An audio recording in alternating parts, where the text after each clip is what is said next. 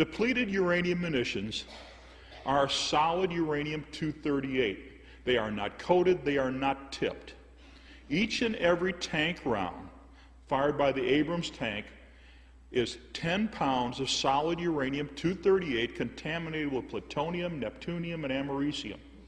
Now, the contamination came from the U.S. Department of Energy manufacturing sites in Paducah, Kentucky, Oak Ridge in Tennessee, and Portsmouth in Ohio. Solid uranium-238. Now, the A-10 Warthog aircraft, it's a phenomenal tank buster. It's excellent in combat, just like the Abrams tank is. Each individual round fired by the Warthog is 3/4 of a pound of solid uranium-238. They are not coated, they are not tipped. We fired about 1 million rounds of the 30 millimeter during the Gulf War. 15,000 rounds of the tank round during the Gulf War for about 350 tons of solid uranium-238. The majority of the casualties during the Gulf War, the majority of those that died, the majority of the Americans that died during the Gulf War and that were injured in the Gulf War were as a result of friendly fire. The U.S. shooting the U.S. with uranium munitions. When I got the tasking from the Pentagon down through Norman G. Schwarzkopf, directly to D.G. Zulist. Now, Schwarzkopf was the theater commander, overall, the top general. He was in charge of the war. D.G. Zulist was the theater medical commander, and I worked for him. They told me, clean up the DU mess. And I'm going to finish the job. When we got up into northern Saudi Arabia, KKMC, that's King Khalid Military City, we're collecting the U.S. friendly fire vehicles there.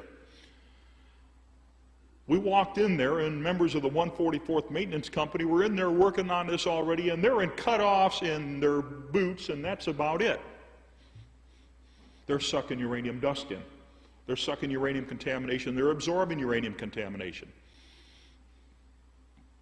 We walked in there, and there's only one way to describe it, and it's very appropriate in this building, this church. Oh my God. Within 72 hours, we were sick.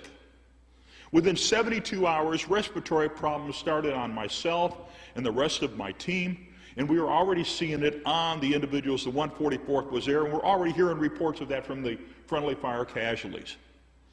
Within 72 hours. The rashes started, open sores that opened and bled. We're in a war. Things are blowing up around us. We're pulling unexploded ordnance out of these destroyed vehicles. We're messing around. Now everybody says you got to wear respiratory and skin protection, or some type of respiratory and skin protection. It's 100 and some odd degrees. And they told us all you need is exam gloves for your medical personnel and a surgical mask. Well, as everybody that's worked in the medical field knows, that a surgical mask is good for spit and not much else.